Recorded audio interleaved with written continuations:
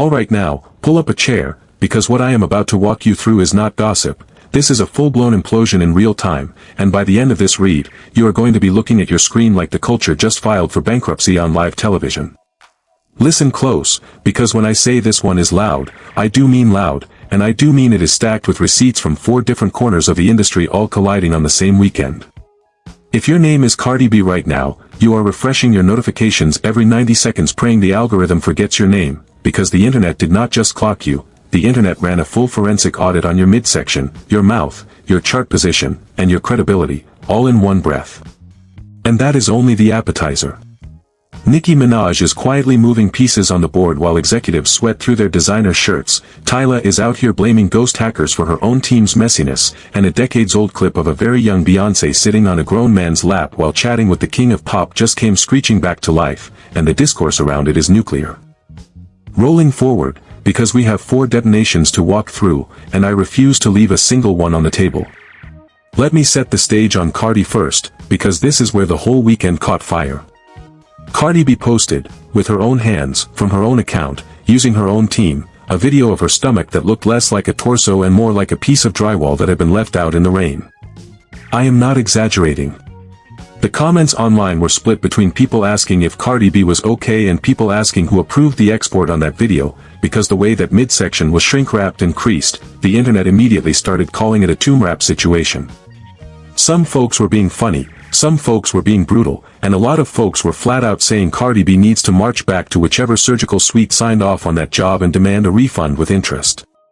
That is the mood. That is where we are.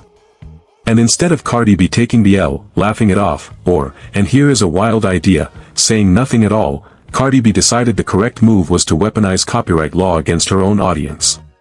Yes. You heard that correctly. Cardi B had her team run around the internet slapping copyright strikes on the very same video Cardi B herself posted, because Cardi B did not enjoy the audience feedback. The way I read it, that is not a boss move.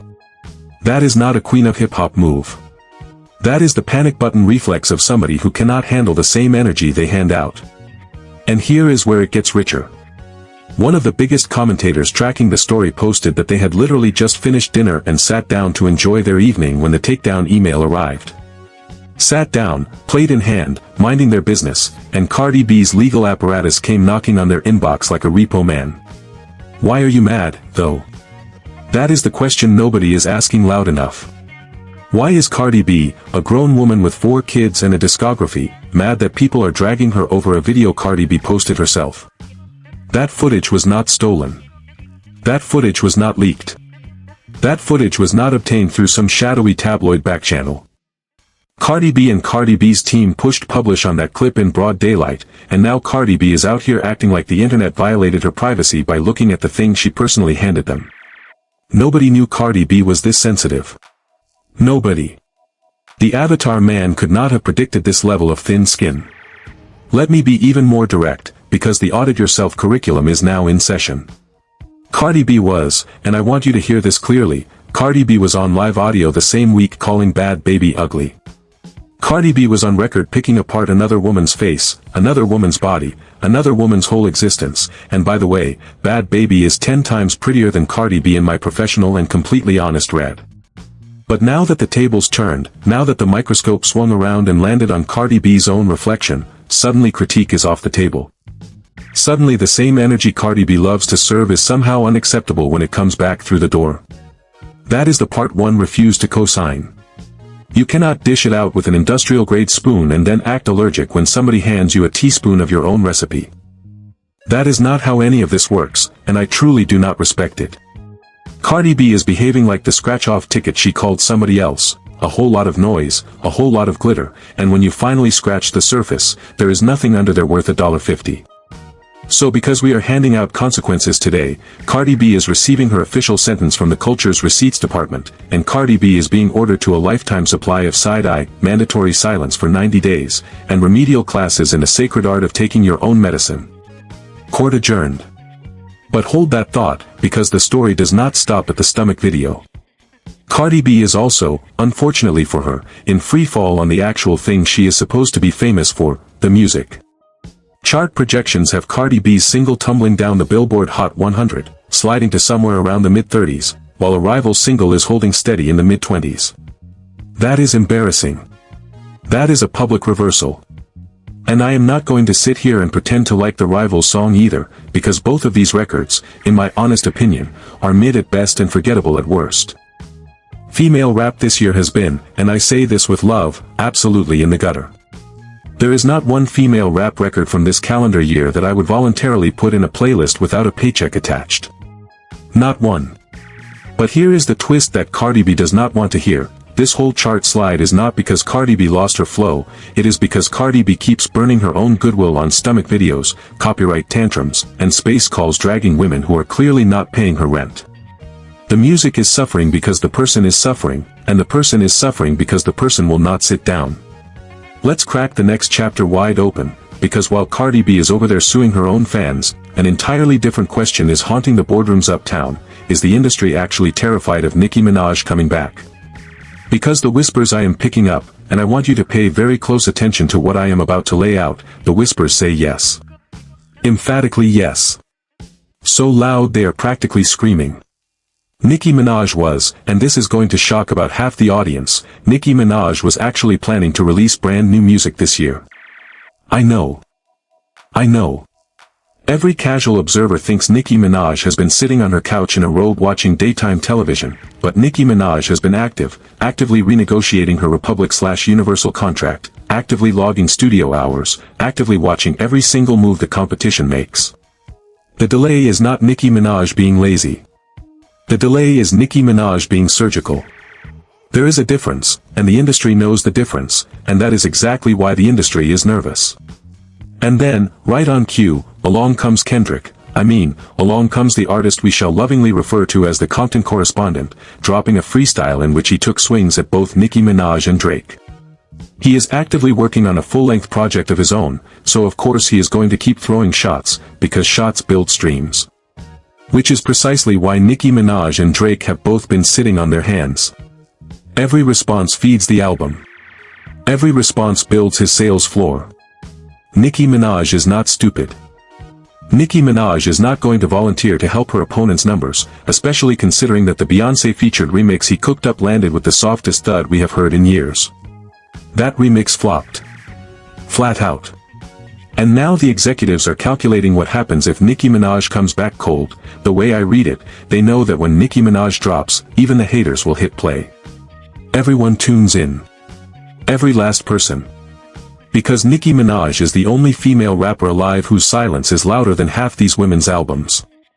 And speaking of silence being loud, look at what happens whenever Nicki Minaj goes into hibernation mode. Every so-called new star suddenly gets a growth spurt. When Nicki Minaj was pregnant with her son, that was the exact window Doja Cat used to blow up with Say So. That is not a coincidence, and if you think it is, you are not paying attention. There are entire careers that only exist in Nicki Minaj's shadow, feeding off her hiatus like solar panels facing an eclipse. Now, I want to be fair, Doja Cat has since evolved into her own creature entirely, and I would not slot her in with the wave of clones anymore. But make no mistake, the DNA of a Nicki Minaj influence is stitched into half these women's cadences, and every one of them knows it. When Nicki Minaj returns, and Nicki Minaj is returning, the industry is going to activate every sabotage lever it has ever built. They stripped 100,000 units off her sales the last go-around. 100,000. Vanished from the ledger. And people out here still delusional enough to think Nicki Minaj is done, that Nicki Minaj is retired, that Nicki Minaj is never lacing another 16. Bless their imagination. Nicki Minaj is always working. Always.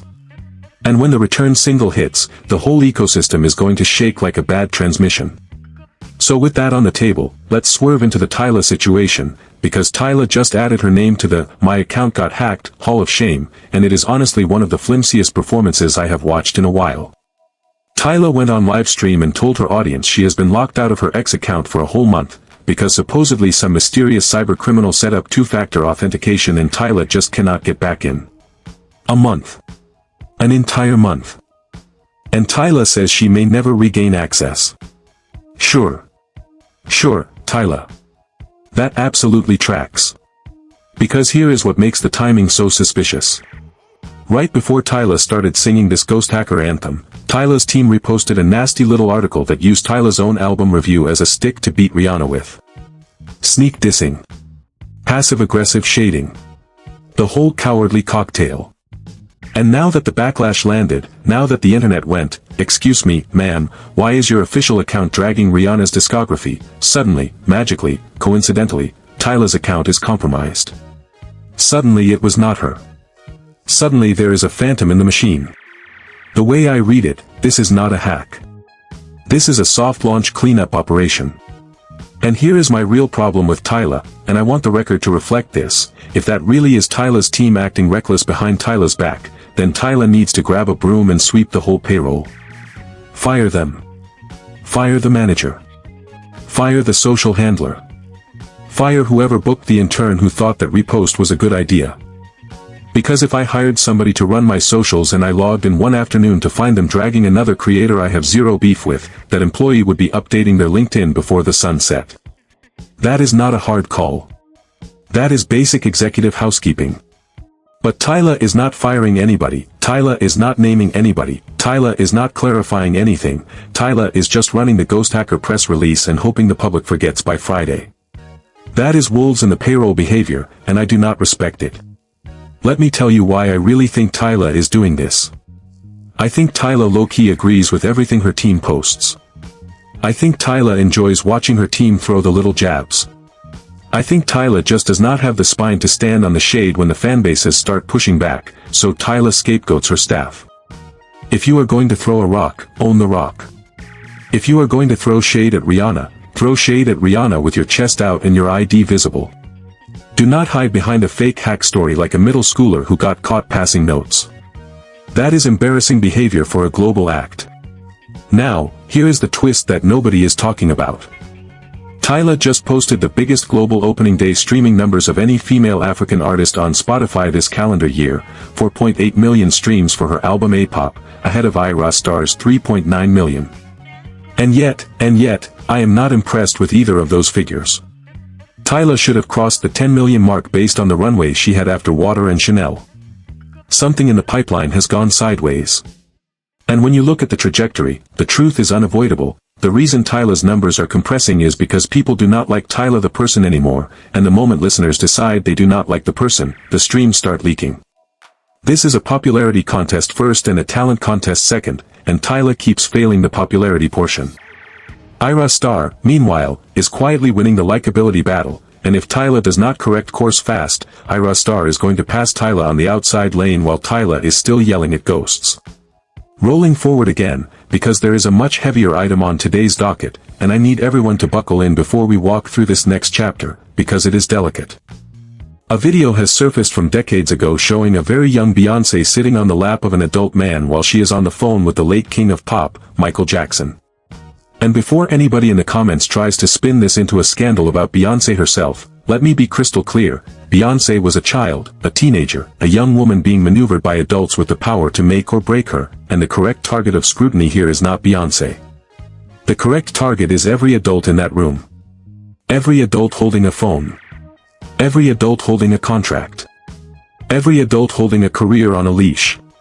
The fan reactions online are running hot, and one comment in particular is bouncing across every timeline. One fan wrote, and I am paraphrasing here, "Why is nobody asking who released this footage? And by the way, Beyoncé's mother allowed her daughter to be groomed by the industry like it was a normal Tuesday afternoon."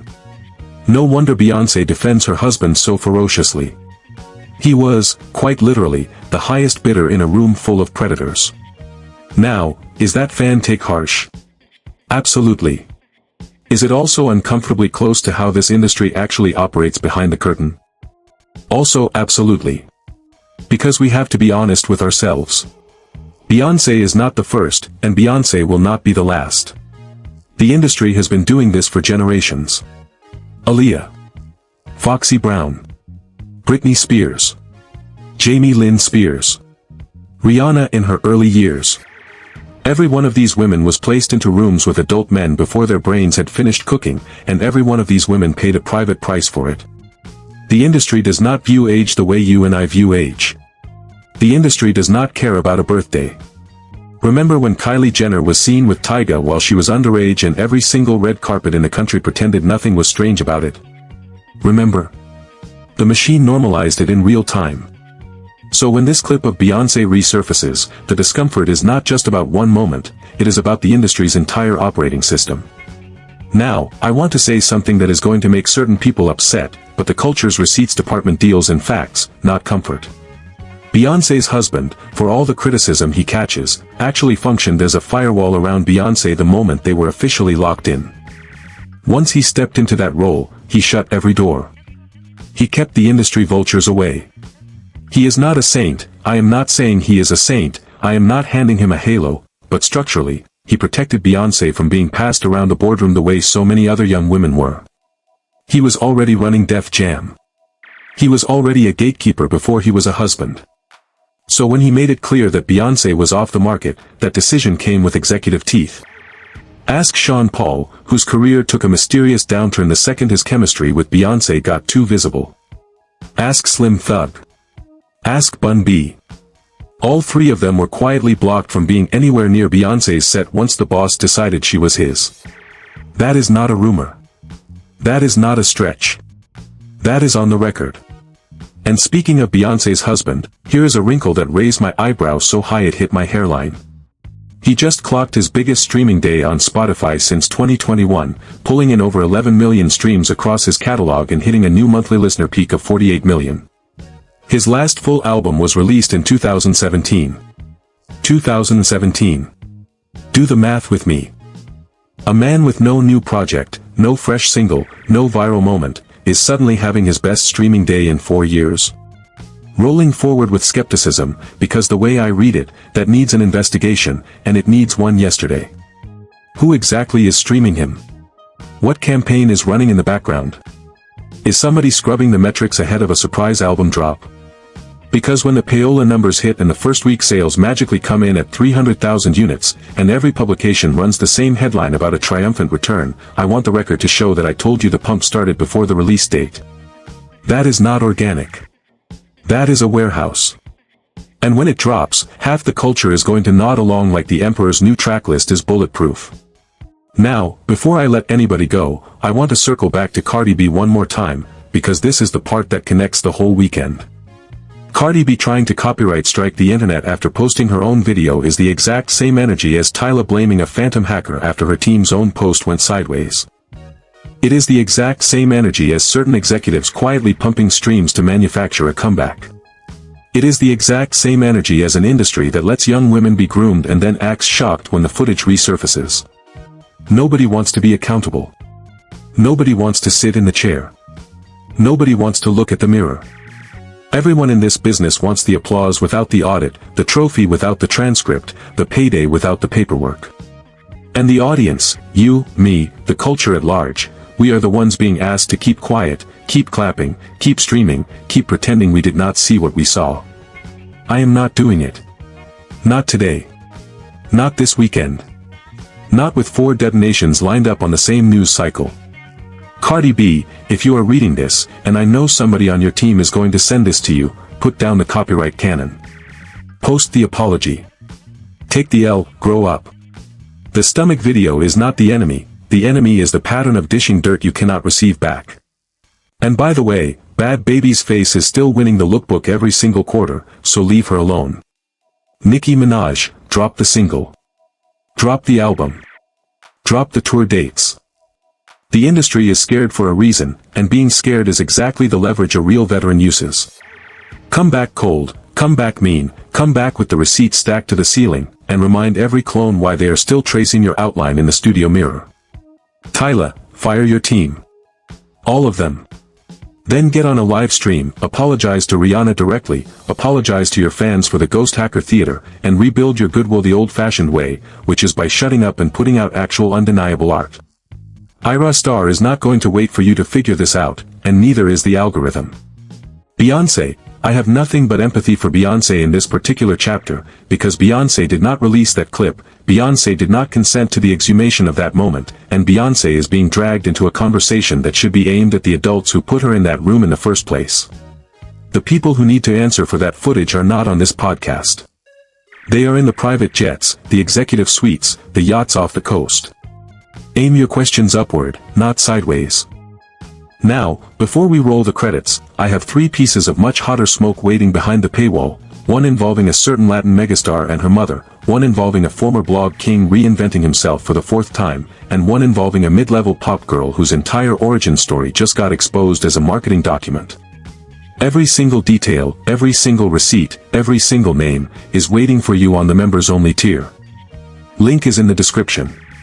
Do not sleep on it, because by tomorrow morning at least one of those 3 stories is going to be a headline on TMZ, and I would rather my subscribers hear it from me first. If you made it this far, and I know you did because the pause button did not save you tonight, do me the small favor of dropping your verdict below and do not sugarcoat it. Who is the biggest villain of the weekend? Is it Cardi B for the copyright meltdown? Is it Tyla for the ghost hacker cover story?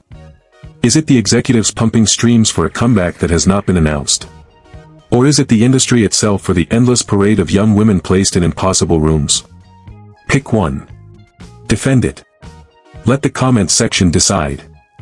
Because the way I have been reading the numbers, this comments section usually gets the culture right long before the mainstream catches up.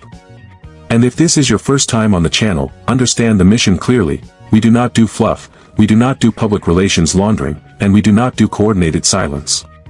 We do receipts, we do context, we do consequences, and we do the part of the story the label press releases are praying you never notice. So subscribe. Turn the notifications on. Because the next drop is coming faster than any of these celebrities are going to like. Cardi B, Nicki Minaj, Tyla, Beyoncé, 4 names, 1 weekend, 1 culture-wide reckoning. And that is only the surface. There is a second wave loading behind this one, and it involves a name I am not saying out loud yet, but I promise you, by the time we crack that story open, half of these celebrities are going to be reaching for a second copyright lawyer. That is the read. Catch you on the next drop.